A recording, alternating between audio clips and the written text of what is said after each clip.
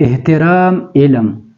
حضرت حکیم الامت مولانا اشرف علی تھانوی سرا کو مولانا احمد رضا خان سے مرحوم سے بہت چیزوں میں اختلاف ہے۔ قیام عرص، میلاد وغیرہ مسائل میں اختلاف رہا، مگر جب مجلس میں ذکر آتا تو مولانا احمد رضا خان مرحوم فرماتے، ایک دفعہ مجلس میں بیٹھنے والے ایک شخص نے کہ بغیر مولانا کے صرف احمد رضا خان کہہ دیا، تو حضرت نے ڈائنا اور خفا ہو کر فرمایا کہ عالم تو ہے، اگرچہ اختلاف رائے ہے، تم منصب کی بے احترامی کرتے ہو، یا کس طرح جائز ہے؟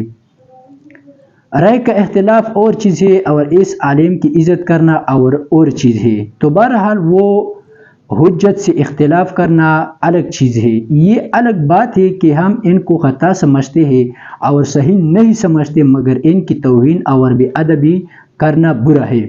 اس لیے مولانا تھانوی رحمۃ اللہ علیہ نے مولانا کا لفظ نہ کہنے پر برا مانا اعلان کے مولانا تھانوی رحمۃ اللہ کے مقابل میں جو مولانا تھے وہ انتہائی گستاخی کیا کرتے تھے، مگر مولانا تھانوی رحمہ اللہ اہل علم میں سے تھے، وہ تو نام بھی کسی کا آیا تو ادب ضروری سمجھتے تھے، چاہے بالکل ماندہی کیوں نہ ہو، مگر ادب کا رشتہ ہاتھ سے نہ چھوٹتا۔